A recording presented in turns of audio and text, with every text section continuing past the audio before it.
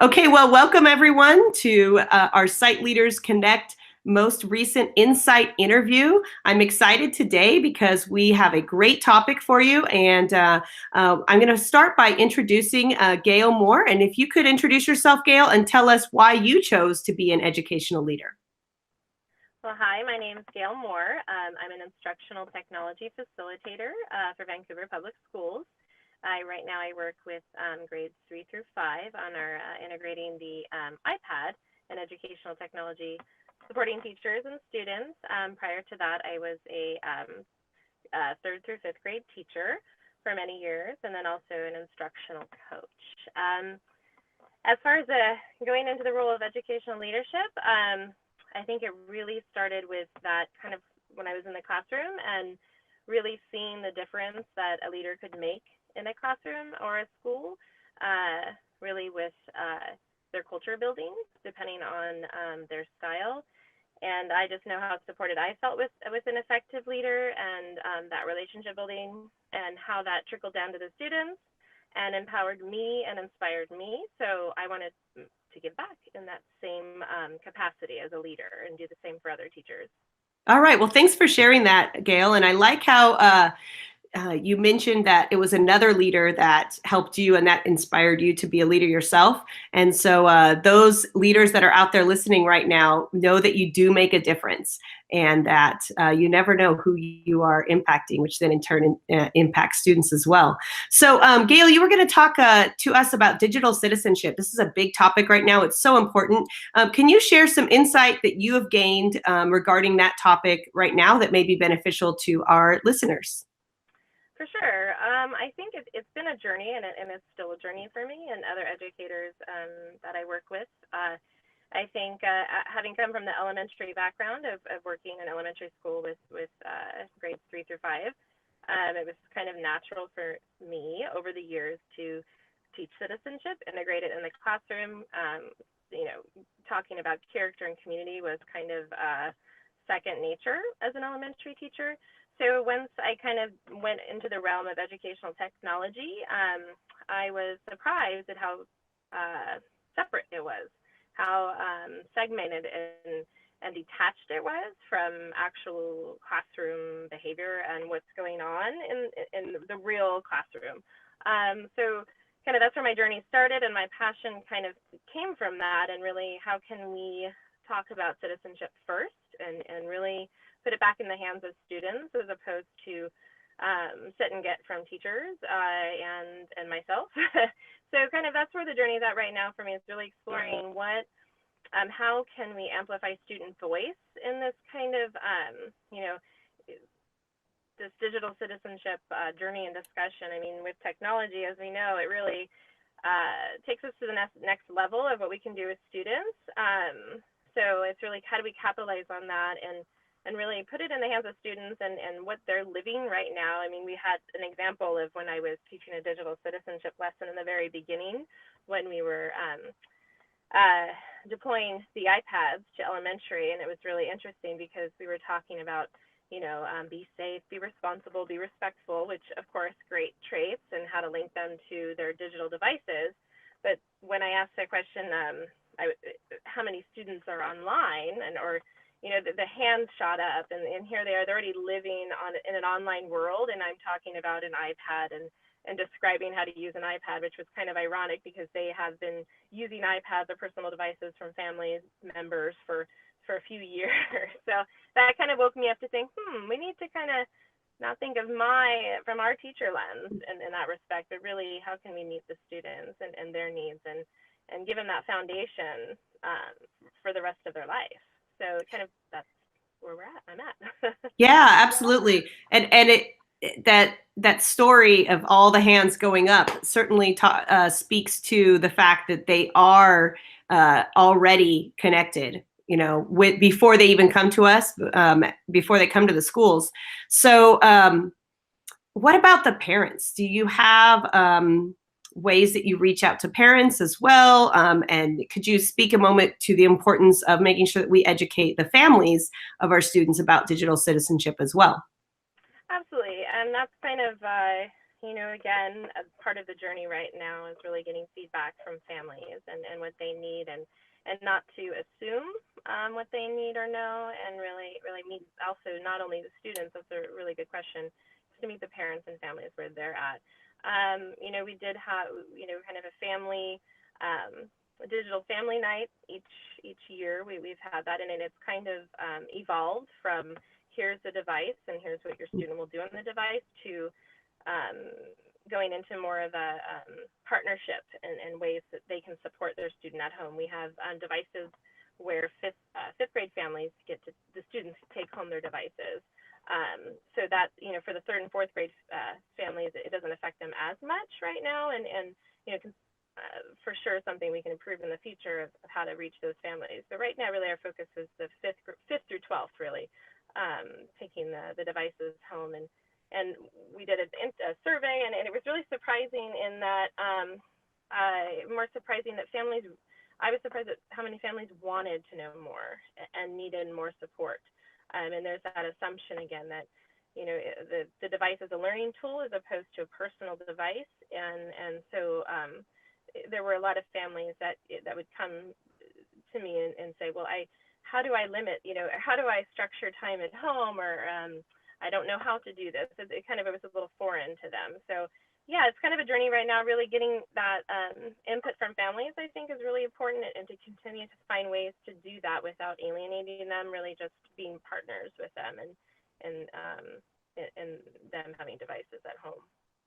I like that, families as partners. That's a great way to say it. And I heard you earlier talking about the students, giving the students voice in digital citizenship and allowing them to lead their learning in that. What are some examples of how you've done that, how you've shifted from being more of a teacher-led approach to giving those students those voice, particularly with the topic of digital citizenship? Yeah, we have just now, I have been partnering with teacher librarians, and specifically this year, more so it was me delivering the content of digital citizenship in classrooms or in libraries for teachers. Now that we've gone, this is going to be this is the second year that our elementary schools have had the devices. So this year we've been exploring a little bit and how to move from that very beginning of the year introductory lesson to the device and digital citizenship to now an ongoing focus. And just recently, we started talking with students about their voice and how, example being, first, how can I be responsible, respectful and safe on the iPad physically, searching, but now to move to the next level of how can I share a message with a larger audience, which is really how can I impact others' lives, and how can I share and really show them that there's potential for them in the device beyond just turning in work to their teacher, and I think that's kind of where that authentic digital citizenship practice comes in, and that it's less me saying, be responsible on your iPad, be responsible on your device, and this is how you can do it in 1, 2, 3. Now it's, well, let's do this project, and then, oh, wait, after the project, can we reflect on how were you being a good citizen? I was commenting on others' work, giving them positive feedback. I was sharing my inspiration with a larger audience, or I was putting a problem out there to solve in the community. Things like that technology is really taps into that huge potential. So I think that's again, it's a journey, but that's where we're at right now, and really how can we expand that from the beginning of the year intro lessons to just embedding within the year, and what the teacher's already doing is the next step. Yeah, that's a good point too. You brought up that at first it was you giving a lot of these digital citizenship lessons, and that then you moved to the librarians having a big part of it, and now trying to make sure that it's embedded into teachers' curriculums or into what they're already doing. So my question is, because I get this a lot from leaders that understand digital citizenship is important, but aren't quite sure who to require to teach it, and how many minutes, or how many, what does that look like?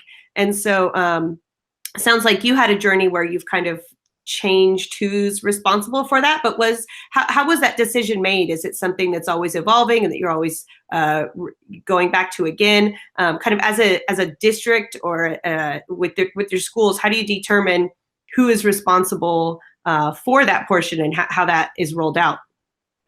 Sure, I think obviously it'll be different at each district and organization. Right now, our journey is just that.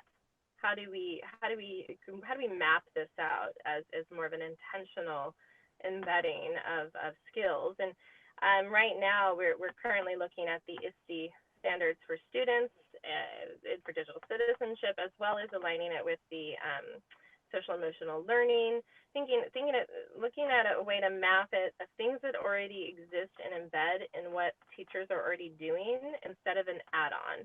So right now we've gotten really good at the beginning foundation lesson when they get their devices. Here's the basic foundation of digital citizenship with a device.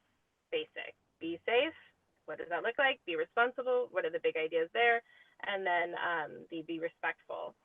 It's throughout the year that we are continuing to explore and how to involve teacher librarians and also in their foundational standards that they have as a digital citizenship thread as well.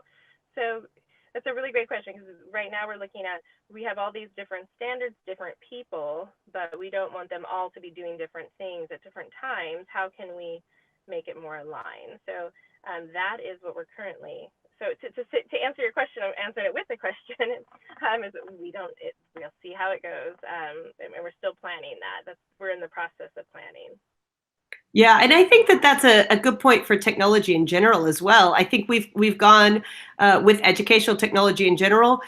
You used to have a lot of computer labs. You used to have a lot of kids that didn't have devices in their classrooms, in their gen ed classrooms, and so I think that's shifting the correct way to a more integrated model. And so I would hope that, and what I'm seeing is that digital citizenship, I think with time, will be integrated as well.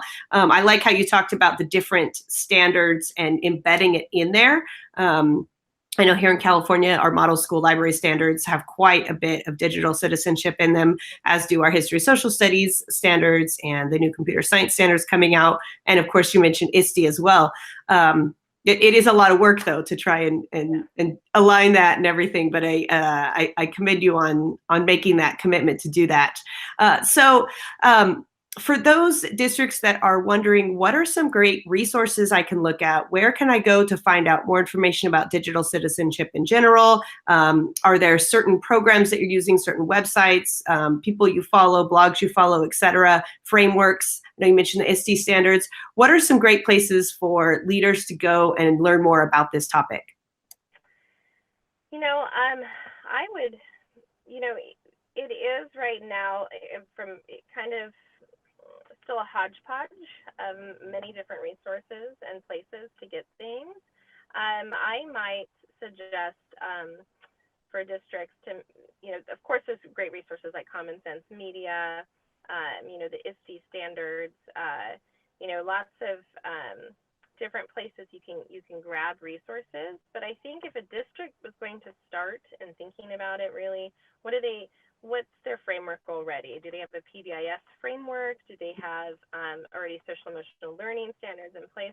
I would start there. That's kind of where we started, was those 3 B's, the be safe, be respectful, responsible, things that the students in elementary across our 20-ish schools already knew that language. So I would probably start with what they already do for character development, and then create from within. Or look to other districts, any conferences they can go to, anything online that they can find about digital citizenship, and reach out and get some frameworks that are already out there. It would probably be a good place to start. I know there's a couple people, there's some great books out there that talk more to citizenship, social media, things like that take it to the next level. But if you're talking a framework, I might start with themselves first and then reach out to nearby districts or what other districts are doing for frameworks. I like that idea, because then a couple things. Number one, then there's more coherence. So it's easier to follow a vision that we already know we're all talking the same language. We don't get initiative fatigue like Michael Fullan talks about. So I think that's a great idea. And I also think that by building from within, you're going to have more ownership of that vision as well. So I think that's a great idea. That's a true leadership strategy right there. So, well, Gail, I want to thank you so much for joining us for our Insight interviews. I want to definitely encourage everyone to go to siteleadersconnect.org and look at the EduLeader database. Make sure to follow Gail and other great educational leaders that are on there. We have many leaders that have put their blogs or websites on there, and many of them have their Twitter handles on there as well. So definitely get connected. And Gail, I want to thank you again for joining us. And I know you've got lots of insight on other topics as well. So perhaps we'll have you on another time as well. So thank you. Absolutely, definitely. I'd be honored. This was a great, thank you. Great experience. All right. Thanks so much. Have a great day, everyone. You too.